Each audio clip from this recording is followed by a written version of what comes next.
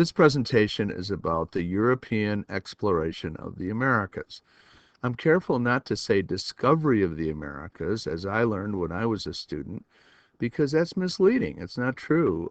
They were already discovered thousands of years earlier by native peoples. So we'll say exploration of the Americas. Now, let's talk about the goal, why they would want to do this. Well, the thing that really united all of them was the desire to find an all-water route to East Asia. And this was for trade purposes. There were 5 nations that sought to do this, primarily 5 nations. Portugal and Spain were first, and then Britain, France, and the Netherlands. Now, what do they have in common? Well, first of all, they wanted especially access to the spice trade with East Asia. Spices were very, very valuable in Europe, in Europe's growing middle class, and the trade with spices had been largely overland. It used Arab and later Italian traders. And these are all, if you look at these nations here, Portugal, Spain, Britain, France, and the Netherlands, what they all have in common here is that they are Western European nations. They border on the Atlantic Ocean. And so they're trying to find water routes so that they can undercut the prices of the Arab and Italian traders and make enormous profits. They are also motivated, at least some of them, by the goal of religious conversion, to convert people to Christianity. And as the exploration and the colonization proceeded, they were motivated by competing with each other. And after the beginning of the Protestant Reformation in 1517, they were in part motivated by competing with other countries to convert people to their brand of Christianity. Portugal and Spain and France were Catholic countries. Britain and the Netherlands were Protestant countries, and they were bitterly opposed to each other's versions of Christianity, and they wanted to convert people to their own version of it. Now, this will illustrate the goal here and what these countries were trying to do. This area of the world, right in here, East Asia, is where a lot of very valuable spices could be found. Now, instead of the trade going overland, over long distances, these countries in Western Europe were looking for a water route. Now, it was commonly known among educated Europeans of the time that the earth was round. The old myth that Columbus was afraid he would fall off the edge of the earth is just that. It's a myth. It's nonsense. But they didn't know how large it was, and they weren't sure whether the best way to get from Western Europe to East Asia was by going down around the coast of Africa and sailing east, or by simply sailing west and going around the other way.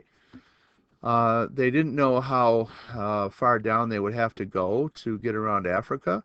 They didn't know how far it was across the Atlantic. And in fact, Columbus didn't even realize that there were 2 other continents in the way, North and South America. And he had no concept of the size of the planet and how far he would have to go in order to reach this area by sailing west.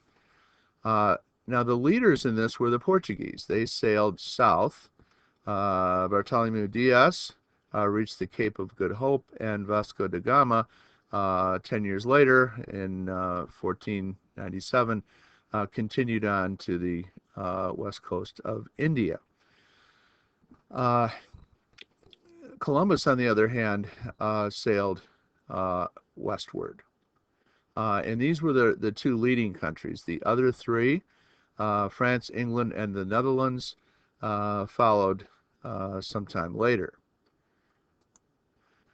Now, Columbus's first voyage, he made 4 voyages. was to this area here in the Caribbean.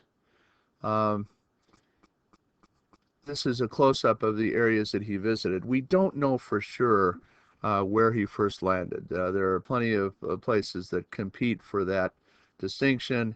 There are various theories that could be argued and are argued at great length.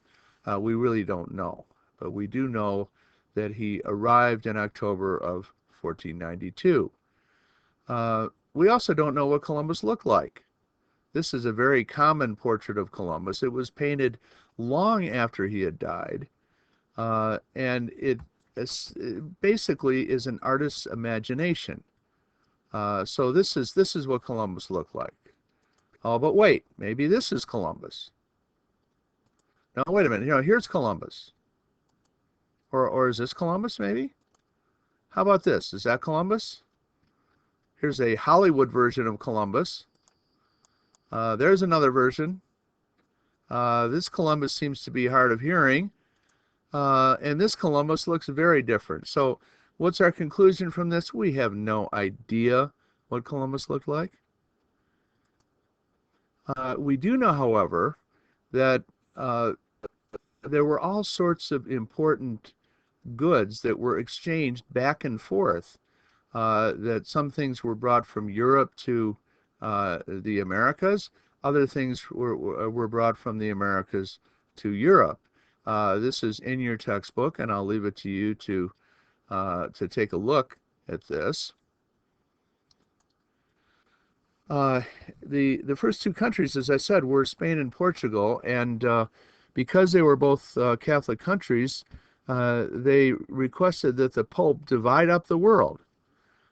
So any areas that were not already settled, or at least under European control would be a better way to put it, they simply, to avoid fighting each other, assumed that one country would have the right to colonize on one side of this line that extends all the way around the world, and the other country would take care of the other side. There's more than a little arrogance in this. The line was redrawn, and you notice here that Brazil over here falls on the Portuguese side, but most of the New World falls on the Spanish side. Now, this is a map from 1700, but it gives you an idea of how the Americas were colonized. Here you have this massive area here called New Spain. The Portuguese colonized Brazil and some other areas of South America. The French had this huge area here in much of North America. The English had the area around Hudson Bay, although it was very, very sparsely populated. The real point here was the fur trade. But more importantly, they had the colonies that first became the United States.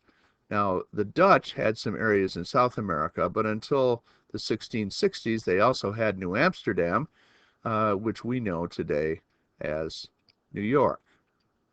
Now, the French and English were looking for what was called a Northwest Passage, a water route through North America to the Pacific so they could continue on to East Asia. They never found it because it wasn't there. The French and English also wanted gold, and they weren't terribly successful at that either. The Spanish found a great deal of gold in New Spain, but there is not a lot of gold in Quebec or in Virginia or in New England. So the French and English were extremely frustrated in any attempt to find gold. We will talk more about the colonization of these English colonies in another presentation.